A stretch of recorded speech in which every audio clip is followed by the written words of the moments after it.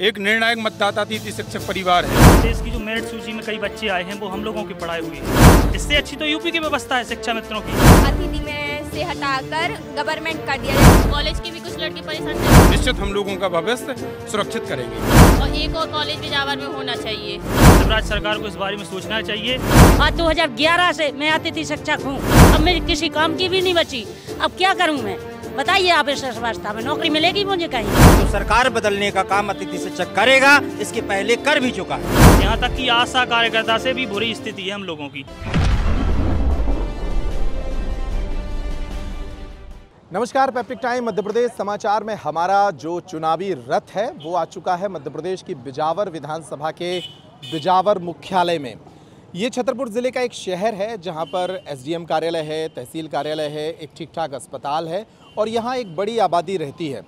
ये वो शहर है जिसके नाम से ये पूरी विधानसभा जानी जाती है और इस विधानसभा के विधायक हैं राजेश शुक्ला। राजेश शुक्ला 2018 में समाजवादी पार्टी से चुनाव जीते थे, लेकिन इसके बाद वे भाजपा में शामिल हो गए थे। इस विधानसभा का चुनाव भी बहुत महत्वपूर्ण है। इस वीडियो में हमारे साथ जो लोग हैं उनमें ख़ास तौर पर अतिथि शिक्षक हैं, कुछ विद्यार्थी हैं और कुछ युवा हैं। उनसे बात करेंगे कि उनके चुनावी मुद्दे क्या हैं। यहाँ ज़बरदस्त गर्मी है, हम कोशिश करेंगे कि चुनावी गर्मी से जुड़े कुछ सवाल भी इन लोगों से पूछे जाएं। सबसे पहले हमारे साथ जो विद्यार्थी हैं उनसे बात करेंगे। चुनाव आने वाले हैं मध्य प्रदेश में, आप लोगों को कुछ पता है? हाँ।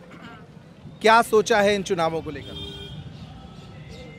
हाँ, आप बताइए। हमने चुनाव के तहत ये सोचा है कि हमारे जो शिक्षक हैं उनको अतिथि में से हटाकर गवर्नमेंट कर दिया जाए, क्योंकि ये लोग दिन रात बहुत मेहनत कर रहे हैं बच्चों के साथ, जैसे हम बच्चे मेहनत करते हैं। क्योंकि टीचर अगर मेहनत नहीं करेंगे तो बच्चे पास नहीं होंगे, इसीलिए टीचर अतिथि ज़्यादा से ज़्यादा मेहनत कर रहे हैं जिससे कि हमारे बच्चों का भविष्य बन सके।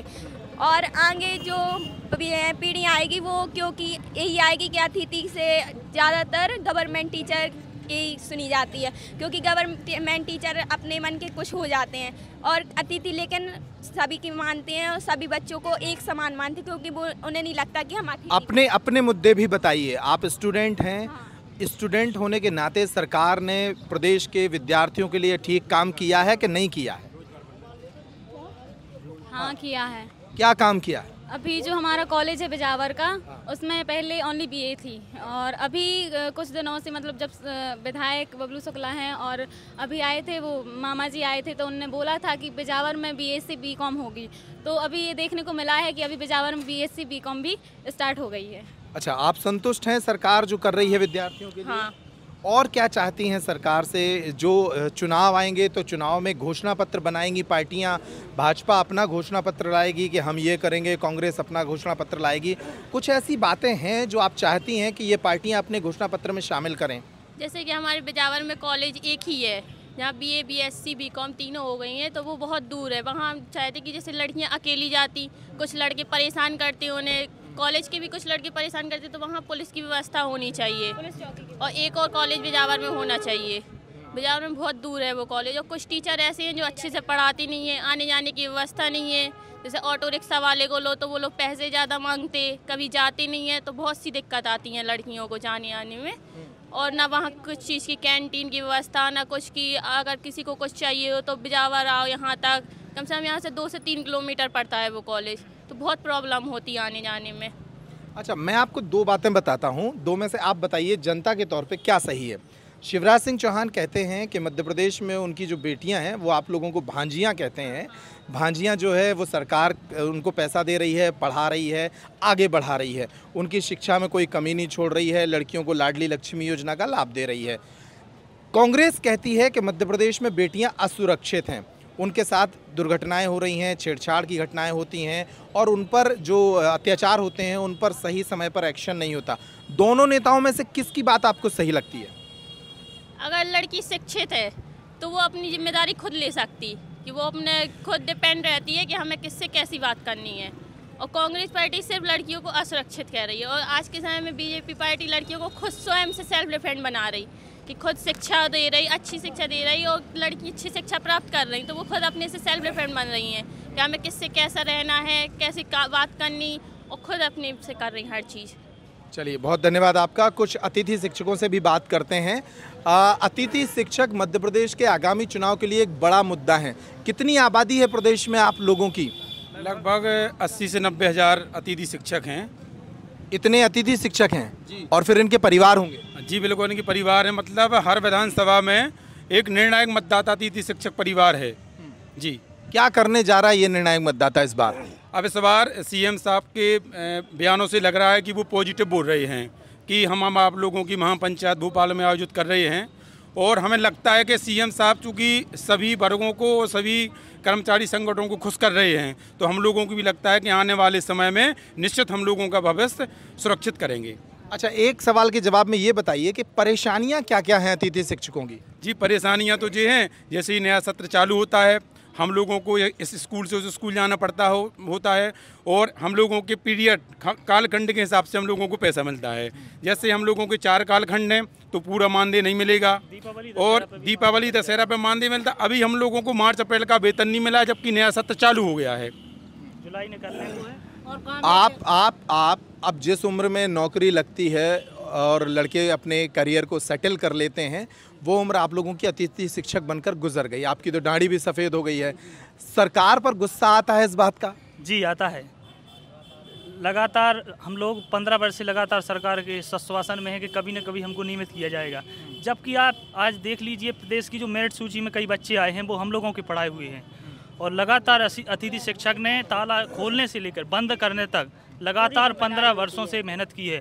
आज उनके बच्चे बड़े बड़े हो गए हैं। वो इस मोड पे नहीं है कि आज के ज़माने का कंपटीशन फाइट कर सकें, लेकिन शिवराज सरकार को इस बारे में सोचना चाहिए कि हमारे जो लगाए हुए पौधे हैं वो हमको इनको उजाड़ना नहीं चाहिए, क्योंकि अतिथि शिक्षक को यही लगा रहता है कि कहीं नई भर्ती होगी तो हमको हटा दिया जाएगा, या कोई ट्रांसफ़र पॉलिसी आती है अतिथि शिक्षक ईश्वर को समझने लगता है कि कहीं मेरे पद पे कोई ना आ जाए, मेरे पद पे कोई ना आ जाए। जबकि कई अतिथि शिक्षक बाकायदा D.Ed B.Ed भी हैं जो केंद्र की RTE का जो नियम है उसके अनुसार वो पात्रता परीक्षा भी पास हैं, फिर भी मध्य प्रदेश शासन को ना जाने क्यों परेशानी है अतिथि शिक्षकों का हित करने में। जबकि आप देख लीजिए उत्तराखंड में बीजेपी की गवर्नमेंट है, पुष्कर सिंह धामी मुख्यमंत्री हैं, उन्होंने अतिथि शिक्षकों के हित में काम किया है। आज वहाँ देख लीजिए 28 से 30 हज़ार सैलरी मिल रही है।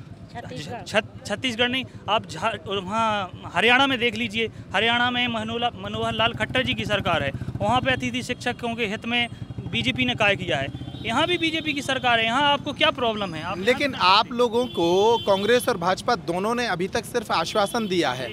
अब वक्त आ गया है कि आप अपनी तरफ से कुछ निर्णय लें। क्या निर्णय बना रहे हैं अतिथि शिक्षक? अभी जब तक आचार संहिता लागू नहीं होती है, अभी हमारे पास अगस्त का माह है। मामा जी लगातार जितनी भी रैलियां हो रही हैं उस पर हमको अभी तक प्लस रिस्पांस नहीं दे देते, अब हमको अच्छा रिस्पांस दे रहे हैं और लगातार बोल रहे हैं कि हम आपका भविष्य निश्चिंत करेंगे।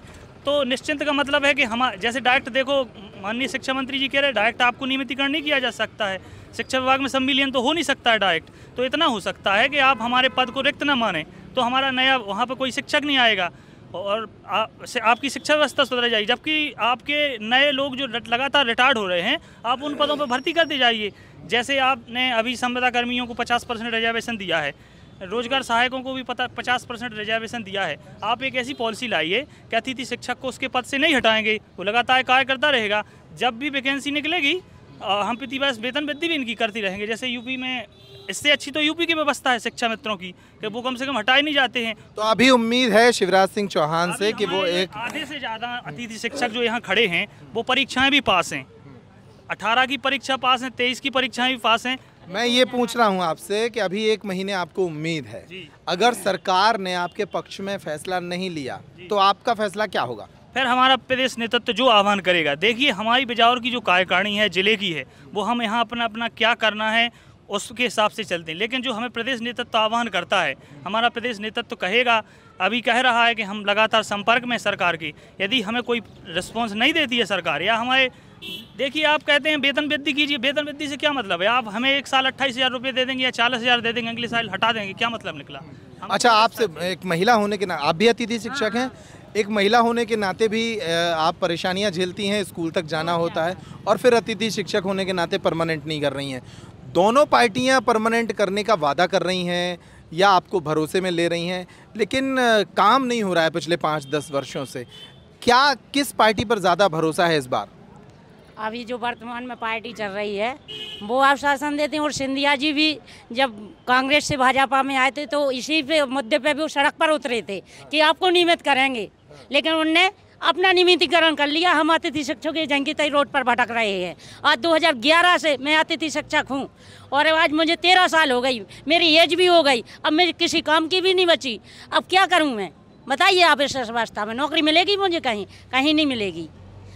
इसलिए सरकार पे भरोसा है और आश्वासन देते हैं, लेकिन डेट निश्चित नहीं करते हैं किस दिन महापंचायत बुलाएंगे, किस दिन क्या करेंगे। कांग्रेस की सरकार हम ही लोगों के मुद्दे पे गिरी थी।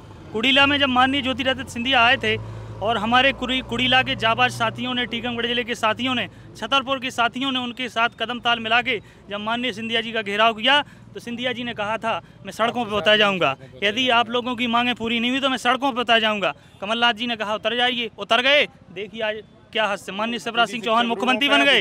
ये कह रहे हैं कि सरकार कांग्रेस की हमने गिराई थी, क्या इस बार भी सरकार गिराने की स्थिति में है अतिथि शिक्षक? पूरे मध्य प्रदेश में एक एक अतिथि शिक्षक पूरा ये ठान चुका है कि यदि सरकार ने अतिथि शिक्षकों के हित में काम नहीं किया तो सरकार बदलने का काम अतिथि शिक्षक करेगा, इसके पहले कर भी चुका है।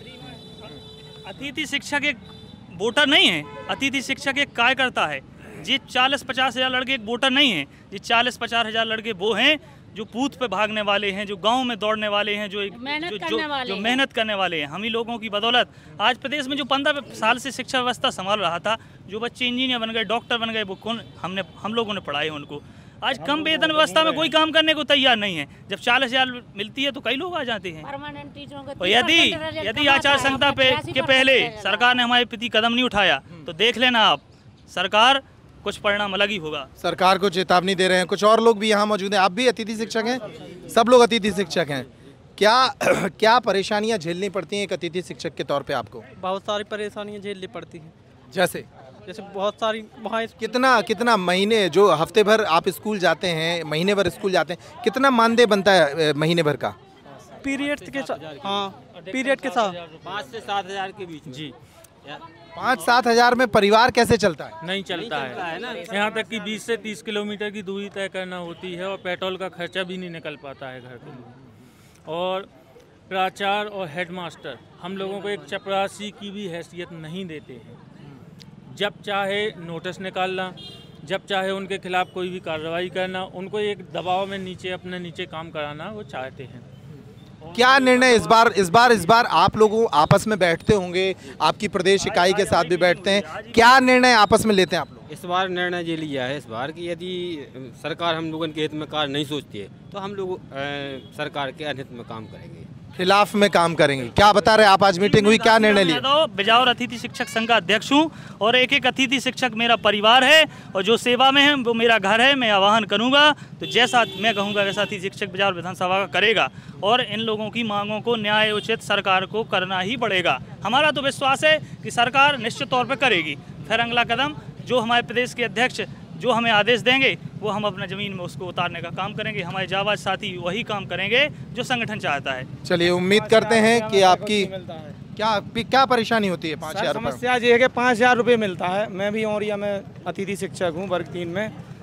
सुबह 10 बजे से वहाँ एंट्री देना पड़ता है स्कूल में और शाम के 4 बजे छुट्टी होती है। 4:30 नहीं 4 बजे मतलब बंद होने लगता है। फिर वहाँ बच्चों को खेल खिलाया जाता है। 4:30 ही बज जाते हैं आते आते और सुबह 9 बजे से शाम के 5 बज जाते हैं उस 5,000 रुपये में। और वो भी मार्च में भी नहीं मिली, अप्रैल में भी नहीं मिली और वर्तमान में अभी पोर्टल भी नहीं खुला है। और मामा तो कहते हैं कि भांजे भांजियाँ सब खुश हैं मध्य प्रदेश, अपनी जगह खुश हैं, अपना बंगला अपना सब कुछ चल रहा है। हम लोग यहाँ रोड पे आज के हैं, पहले थे आज भी हैं, कोई बदलाव नहीं। सारी योजनाएं बंद कर दी हैं मामा ने, सिर्फ लाडली बहना चल रही है, आप देख सकते हैं। फिर पिछली सत्र का मानदेय भी नहीं मिला अभी हम लोगों को, उसका पिछले सत्र का मानदेय नहीं मिला अभी? मार्च और अप्रैल का अभी नया सत्र चालू हो गया, 5 अप्रैल से नया सत्र चालू हो गया। मध्य प्रदेश की मार्च को अप्रैल का अभी वेतन नहीं डाला शासन 7,000 रुपये डालती है, 5,000 रुपये डालती है, 9,000 रुपये डालती है और लोग छतरपुर से बड़ा मलहरा से 50-50 किलोमीटर बाइक। और बहनों को तो हर महीने 10 तारीख को पैसा आ रहा है। बहनों को वो हम ही का काट के दे दिया हो सकता है। मैं अतिथि शिक्षक संघ से जिलाध्यक्ष हूँ आजाद सिंह का। मार्च अप्रैल का वेतन अभी तक नहीं दिया। कम से कम 10 बार तो मैंने अपनी खुद के फ़ोन से संचालनालय में शिकायत की है, वहाँ से बात किया है कि सर हमारे वेतन का क्या हुआ। कह रहे अभी बजट नहीं आया। अभी पिछले सप्ताह बात हुई तो कह रहे थे ये सत्र जो चल रहा था 10-12 तारीख से, कह रहे थे इसके बाद हो जाएगा, लेकिन फिर भी कह रहे। लेकिन आपको मान लीजिए हमारा मुद्दा ये है, वेतन का हम लोगों को चिंता नहीं है सर। बच्चों का हमने काम किया है, सरकार यदि परेशानी में है, अभी अरेंजमेंट नहीं कर पा रही, हमको 6 महीने बाद दे दे, लेकिन हम पदस्थायित्व चाहते हैं। हमारी स्थिति जितने भी कर्मचारी हैं मध्य प्रदेश शासन के, यहाँ तक कि आशा कार्यकर्ता से भी बुरी स्थिति है हम लोगों की। उनको कम से कम हटाया तो नहीं जाता है। आप कभी हटा देंगे हमको सर कहते हैं बच्चे, हमारे पढ़ाए हुए बच्चे पुलिस में हैं, इंस्पेक्टर बन गए हैं, एसआई बन गए हैं, पटवारी बन गए हैं। उनके सामने बैठने में अब हमको कैसा फील होता होगा। जब आते हैं वो हम लोगों को सम्मान करते हैं, गुरु पूर्णिमा पे आते हैं, बताओ इन लोगों के पास, हम लोगों के पास आप सोचो क्या पीड़ा होती होगी उस समय कि सरकार ने हमारी ज़िंदगी, जब हम पढ़ने लायक थे तब वैकेंसी नहीं निकाली, तब अतिथि की व्यवस्था में डाल दिया। व्यवस्था तो आपकी थी, आप चाहते तो उसी समय निकाल देते भर्ती, या आपको सेटअप बनाना था कि हम 3 साल में निकालेंगे, हम तैयारी करके निकाल देंगे। हम लोग ऐसे नहीं हैं, 2011, 18 सब परीक्षाएं पास किए हुए हैं। लेकिन क्या होता है सर, लगातार आप भी 10 साल बाद कंपटीशन में थोड़ी से स्लो होते जाएंगे। नए बच्चे आते हैं, वो ज़्यादा इंटेलिजेंट होते हैं, अपना ज्ञान पुराना हो जाता है। अपन लगातार देखिए अतिथि शिक्षक की समस्या देखिए, आप भर्ती निकालते हैं, सुबह वो 11 बजे जाएगा, 10 बजे से तैयार होगा, स्कूल खोलेगा, 4 बजे 4:30 बजे छुट्टी होती है हाई स्कूलों की, हाई सेकेंडरियों की, तो 5 बजे तक वहाँ रहता है, घर आते आते 6 बज जाते हैं। खाना खाया उसने, दिन भर का थका हुआ, 1 घंटे में पढ़ेगा, वो क्या कंपटीशन निकाल लेगा? छोड़ इसलिए नहीं सकता क्योंकि शासन खुद चाहती है कि बेरोजगारों की और क्या गरीब लोगों का मजाक उड़ाया जाए। शासन चाहती है एक नई अच्छी प्रणाली लागू करती। बताओ। अच्छा, आप कितने पैसे मिलते हैं आपको महीने भर स्कूल में पढ़ाने के? हर माह तो नहीं में वेतन दी जाती है। जब मिलती है तो कितनी मिलती है? 6900 रुपये देते हैं। 6900। यदि एब्सेंट लग जाए तो वो भी कट जाते हैं।